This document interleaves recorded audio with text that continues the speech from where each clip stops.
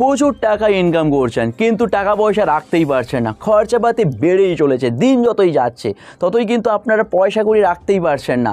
আপনার হাতে এমন কোনো খারাপ যোগ থাকবে, সেই যোগটার জন্য কিন্তু আপনারা কোনোভাবে টাকা পয়সা রাখতে পারবেন না। কিংবা আপনার বাস্তুর এমন জায়গায় টয়লেট থাকবে, তো সেই টয়লেটের জন্য বা কোনো বাথরুমের জন্য কিন্তু আপনার টাকা পয়সা থাকবে না। আপনি যত ইনকাম করুন না কেন, আপনার কোষ্ঠীতে যদি দারিদ্র যোগ থাকে তো সেক্ষেত্রেও কিন্তু আপনারা কিন্তু যতই ইনকাম করুন না কেন, আপনার লোন বা আপনার ধার বা আপনার বিভিন্ন রকম আর্থিক সমস্যা নিয়ে ভুগতে হতে পারে। তো চলুন আমি দেখিয়ে দিচ্ছি আপনার হাতের কোন কোন জায়গায় কি খারাপ দোষ থাকলে তো আপনাদের কিন্তু এই আর্থিক সমস্যা আসতে পারে। দর্শক বন্ধু, এইটা যদি আপনার হাত হয় তো এই হাতের যদি আপনার এই জায়গাতে কোনো কাটাকুটি দাগ থাকে, কিংবা আপনার ভাগ্যরেখাতে যদি কোনো নিম্নগামী রেখা থাকে, বা আপনার আয়ু রেখাতে যদি কোনো নিম্নগামী রেখা থাকে, তাহলে কিন্তু আপনার হচ্ছে আর্থিক সমস্যা আসতে পারে।